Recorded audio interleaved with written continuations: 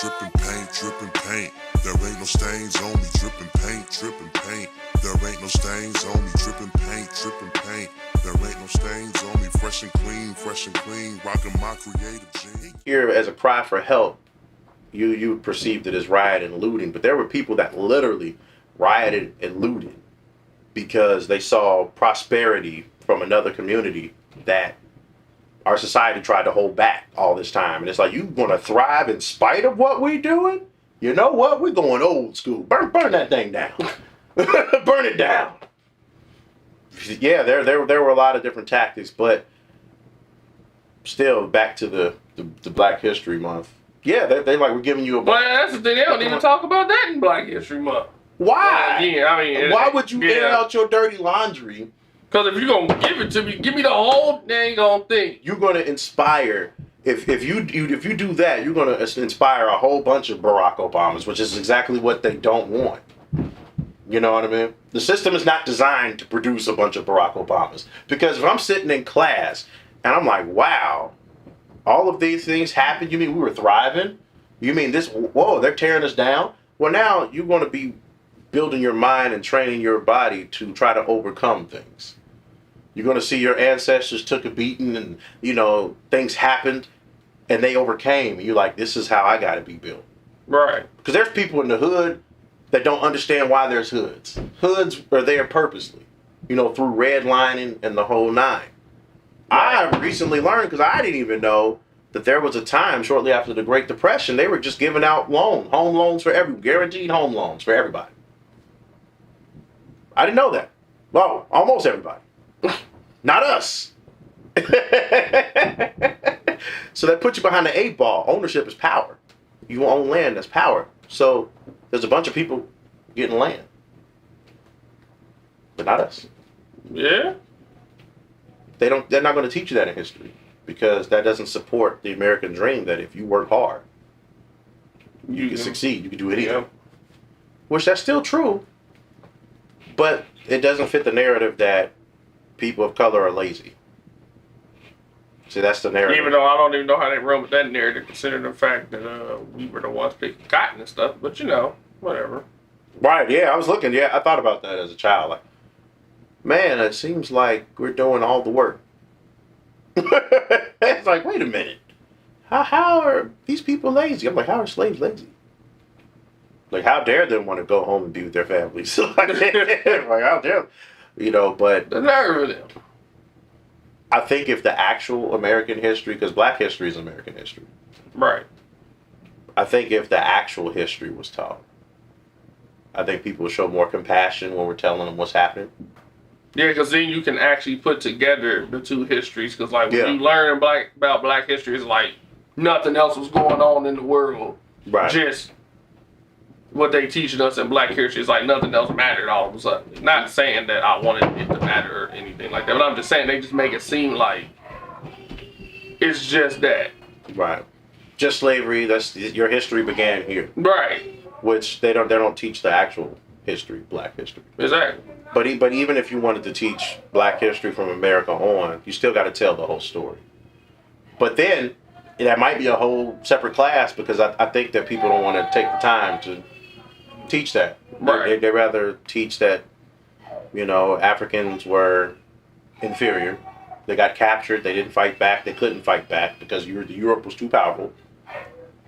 And then on top of that, you know, yeah, see my son's up there wilding out. A lot of commotion. See, this is what I was talking about. This is what I deal with on a day-to-day basis. So be lucky you guys ain't got to deal with that.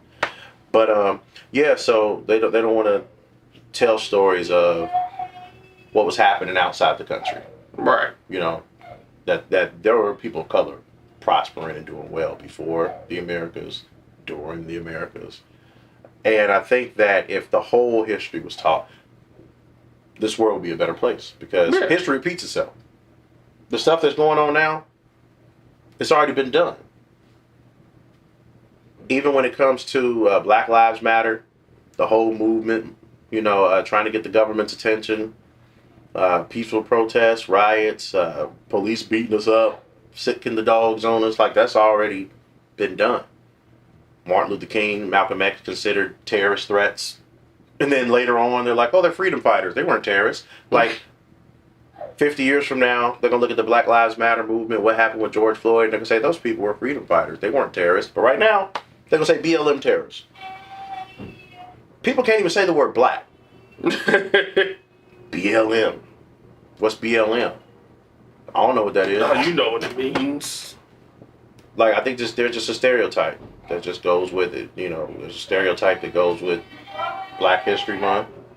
A stereotype that goes with just you being black. You black, so you with BLM and you Democrat. So we're going to insult Democrats and BLM. And we're going to show you. That don't work with me, man. I'm like, I know each system and organization serves its purpose, but none of those things define me as a person, as a human being. You know what I'm saying? So you can't insult me like that. But I think it's up to us, though. What do you think? What if we started our own classes, like just black folks? I've been said that. That's why I said this is a whole nother topic for a whole nother discussion. Because I could go on about that, including the HBCUs and the kids going to the regular colleges. I've been saying that when it comes to that, it's because they're gonna have a problem if we like had our own schools. Obviously, that would be the whole, oh, you're dividing us. But maybe there should be someone on the school board. But you know what though? This may sound wild that I'm finna actually say this. I think we would be better off if we were all segregated again. That's kind of what we got from when I was in political science. Said the black community was actually doing better during segregation. Yeah. Than once we were. Because then back then we all actually worked together versus now we're all like a bunch of monkeys in a barrel and we see one getting down. We're like, oh, let me pull him back down so I can take his spot, which makes no sense when we all should be pulling each other up and helping each other come up instead of all feeling like, oh, he's trying to come up too, so I'm against him, her, and that person, this person. Like, we're never gonna get anywhere as a community.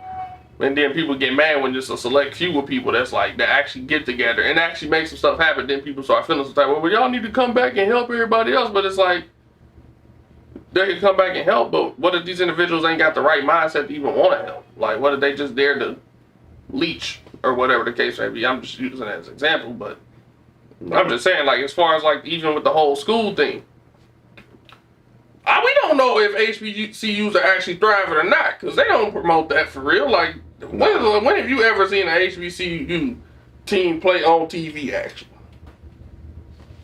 I mean, here in this market in Cincinnati, probably not very often. I don't think I've ever seen it, even with that Circle City Classic in Indiana. I don't think I've ever seen that actually be televised on TV. And maybe it has, and I just didn't see it. But then it's like HBCUs that's nowhere near me that I know nothing about. Right. So it's just kind of like, I think it's like what the Big Four, Howard, what is it? You got me asking me what Howard Spelman, whatever those schools are. It's probably like Howard, Morehouse, and see, Hampton. We don't even know. See, that's like we don't even know. See, that's the problem. You know, no, they're not going to promote those things, obviously. But you did bring up something interesting. You know, we're segregated. I mean, I don't want to say we're segregated, but we aren't doing well with integration because the system has designed to allow a few of us to go up and then be a part of the wealthy. Upper echelon. So it's like a small percentage. I mean, you're talking less than 5% that's like up among the wealthy. And then you hold that person up and say, look, this person worked hard. This person made it. You guys are lazy. That's why you're not making it. Right.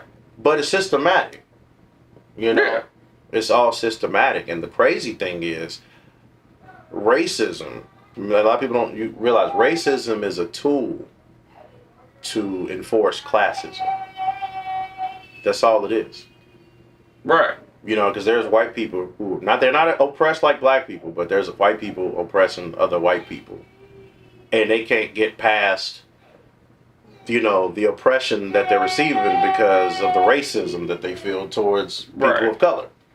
Now, if you eliminate all the racism and things, white people who are oppressed will realize, like, man, me and these black folks, we have the same issue. We have the same problem. And see, once you realize that, then you start looking up on top of the hill and be like, huh, why are they doing that to us, all of us? And then everybody's going to come together, and then you're going to expect things of the people who are supposedly working for you.